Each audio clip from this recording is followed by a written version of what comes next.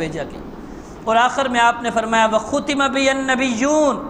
میرے ذریعے نبیوں کو ختم کر دیا گیا، یعنی نبوت مکمل ہو گئی، نبوت ختم ہو گئی، ختم نبوت، خاتم النبیین کا تاج میرے سر پہ سجایا گیا۔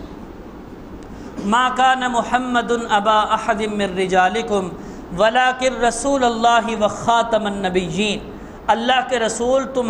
تم مردوں میں سے کسی کے باپ نہیں ہیں، آپ کی اپنی اصل حقیقی اولاد بچپن میں فوت ہو گئی، رجولیت کی عمر کو کوئی نہیں پہنچا،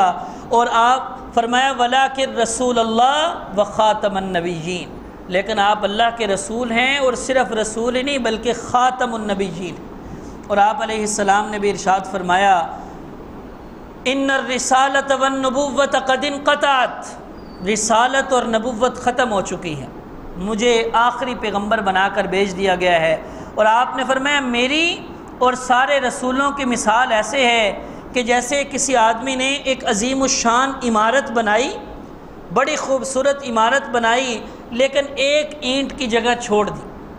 اب لوگ آتے ہیں اور آ کر دیکھتے ہیں کہ بڑی خوبصورت عمارت بنائی ہے، بڑی تعریفیں کرتے ہیں، لیکن جاتے وقت یہ کہتے ہیں کاش اس جگہ پہ ایک اینٹ لگا دی جائے تو اور خوبصورت ہو جائے۔ اور آپ نے فرمایا وہ آخری اینٹ میں وہ آخری اینٹ ہوں کہ میرے ذریعے سے اس نبوت کے محل کو مکمل کر دیا گیا۔ انا خاتم النبیین لا نبی بعدی، میں آخری نبی ہوں، میرے بعد کوئی نبی